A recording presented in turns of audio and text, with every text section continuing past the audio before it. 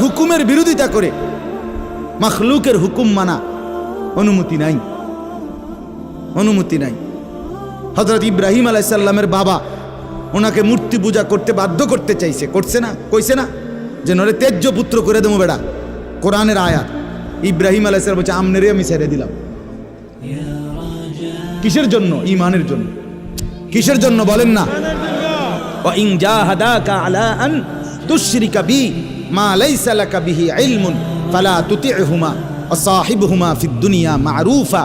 কোরআনে আল্লাহ বলেন তোমার মা বাপ যদি তোমাকে আমি আল্লাহর সাথে শিরিক করতে বলে তুমি কোনোভাবেই তার অনুসরণ করবে না। হ্যাঁ, তবে মা বাবার সাথে কষ্টদায়ক আচরণ করবে না, ব্যবহার করবে ভালো, ব্যবহার করবে উত্তম, তার গায়ে হাত দিবে না, তারে ধাক্কা দিবে না, তারে গালি দিবা না, তারে ধমক দিবা না, কিন্তু তার কথা মানবা না।